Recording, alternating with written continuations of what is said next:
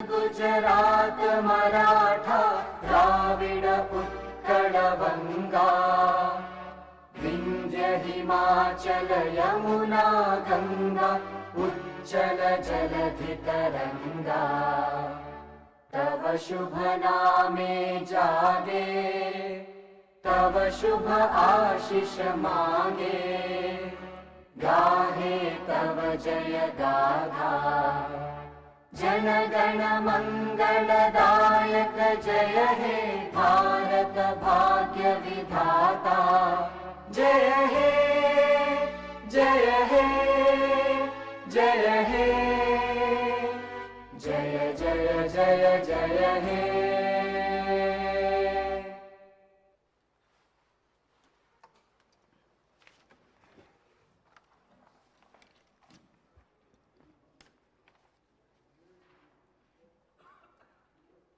All the papers are deemed have been laid on the table of the House.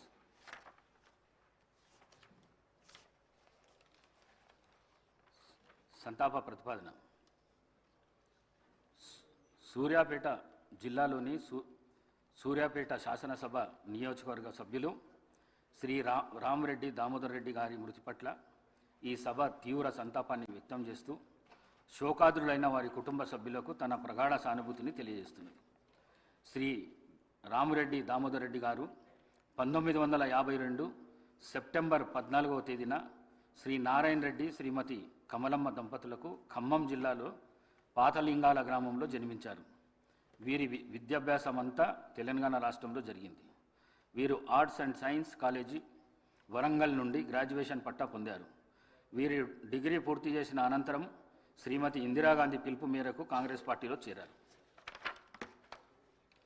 వీరు 1985, 1989, 1989, 1994, 1994, 1999 మరియు 2004, 2009 టర్ములకు గాను తుంగతుర్తి నియోజకవర్గం నుండి శాసనసభ సభ్యుడిగా 4 పర్యాయములు మరియు 2009 నుండి 2014 మధ్యకాలంలో సూర్యాపేట నియోజకవర్గం నుండి గెలుపొందారు. వీరు నేదురుమల్లి జనార్దన్ రెడ్డి గారి ప్రభుత్వంలో భూగర్భ జలవనరుల ఓడరేవులు మరియు ఇరిగేషన్ అభివృద్ధి శాఖ మంత్రిగా పనిచేశారు. వైఎస్ రాజశేఖర రెడ్డి గారి ప్రభుత్వంలో 2007, 2009 మధ్యకాలంలో ఆంధ్రప్రదేశ్ రాష్ట్ర ఐటీ, కమ్యూనికేషన్స్ మరియు యువజన సర్వీసులు మరియు క్రీడల శాఖ మంత్రిగా పనిచేశారు.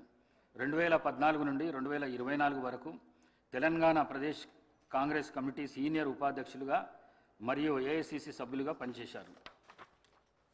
వీరు 5 పర్యాయములు ఎమ్మెల్యేగా గెలుపొంది తుంగతుర్తి మరియు సూర్యాపేట ప్రజల హృదయాల్లో దామన్నగా చెరగని ముద్ర వేసుకున్నారు. వీరు ఆయా శాసనసభ నియోజకవర్గాలకు ప్రాతినిధ్యం వహిస్తూ నిత్యం ప్రజలతో ఉంటూ ప్రజాసేవే పరమావధిగా అనేక అభివృద్ధి కార్యక్రమాలు చేపట్టి ప్రజల మన్ననలు పొందారు. వీరు శాసనసభలో ప్రజలకు సంబంధించిన అనేక అంశాలపై ప్రస్తావిస్తూ అందరి మన్ననలను పొందారు. వీరు 73 సంవత్సరాల వయస్సులో 2025 అక్టోబర్ 1వ తేదీన పరమపదించారు. సంతాప ప్రతిపాదన. రంగారెడ్డి జిల్లాలోని చేవెళ్ల శాసనసభ నియోజకవర్గం మాజీ సభ్యులు శ్రీ కొండా లక్ష్మారెడ్డి గారి మృతి పట్ల ఈ సభ తీవ్ర సంతాపాన్ని వ్యక్తం చేస్తూ శోకాదులైన వారి కుటుంబ సభ్యులకు తన ప్రగాఢ సానుభూతిని తెలియజేస్తున్నది.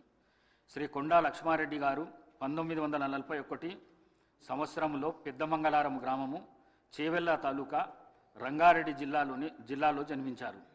వీరు 1983-84 కాలానికి గాను చేవెళ్ల శాసనసభ నియోజకవర్గానికి ప్రాతినిధ్యం వహించారు. వీరు జర్నలిజంపై మక్కువతో 1980లో న్యూస్ అండ్ సర్వీసెస్ సిండికేట్ను స్థాపించారు. జూబ్లీహిల్స్ జర్నలిస్ట్ కోఆపరేటివ్ సొసైటీ మరియు ప్రెస్ క్లబ్ ఆఫ్ హైదరాబాద్ అధ్యక్షులుగా పనిచేశారు. వీరి కుటుంబానికి రాజకీయ నేపథ్యం ఉంది. వీరి తాతగారు శ్రీ కొండా వెంకటరంగారెడ్డి గారు ఉమ్మడి ఆంధ్రప్రదేశ్ రాష్ట్ర ఉప ముఖ్యమంత్రిగా పనిచేశారు. వీరు ఎమ్మెల్యేగా గెలుపొంది చేవెళ్ల ప్రజల హృదయాల్లో చెరగని ముద్ర వేసుకున్నారు. వీరు చేవెళ్ల శాసనసభ నియోజకవర్గానికి ప్రాతినిధ్యం వహిస్తూ నిత్యం ప్రజలతో ఉంటూ ప్రజాసేవే పరమావధిగా అనేక అభివృద్ధి కార్యక్రమాలు చేపట్టి ప్రజల మన్ననలను పొందారు. వీరు శాసనసభలో ప్రజలకు సంబంధించిన అనేక అంశాలపై ప్రస్తావిస్తూ అందరి మన్ననలను పొందారు. వీరు ఏఐసిసి ప్రతినిధిగా, ఏపీ స్పోర్ట్స్ అథారిటీ అధ్యక్షులుగా మరియు గ్రీవెన్స్ సెల్స్ అధికార ప్రతినిధిగా పనిచేశారు. వీరు 84 సంవత్సరాల వయసులో 2025 అక్టోబర్ 13వ తేదీన పరమవదించారు. శ్రీ రామరెడ్డి దామోదర్ రెడ్డి మరియు కొండా లక్ష్మారెడ్డి గారుల ఆత్మకు శాంతి చేకూరేందుకు గాను 2 నిమిషాల పాటు మౌనం పాటిస్తాం.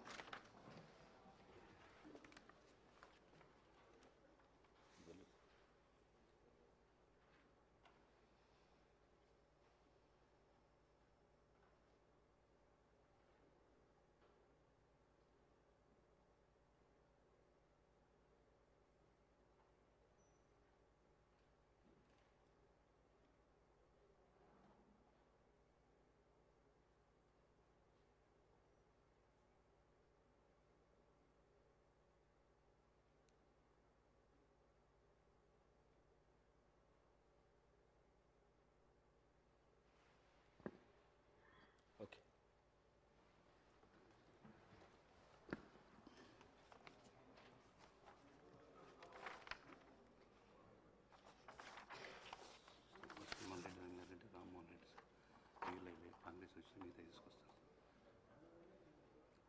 Short question sir. 0 ఓవర్ అని చెప్పి చేస్తాం. 0 ఓవర్ను కొనసాగిద్దాం. మొదటిగా శ్రీ మల్లారెడ్డి రంగారెడ్డి గారు.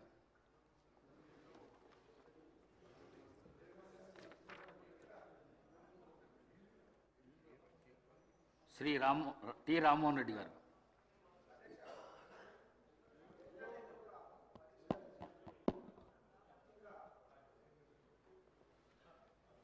ఎవరైతే ఇన్ సర్వీస్లో ఉన్నటువంటి ఉపాధ్యాయులకు కూడా టెట్ పరీక్షకు కంపల్సరిగా వాళ్ళు రాయాలని చెప్పి ఎన్సీఆర్టీ కేంద్ర ప్రభుత్వ సంస్థ కొన్ని మార్గదర్శకాలు జారీ చేసింది అధ్యక్ష.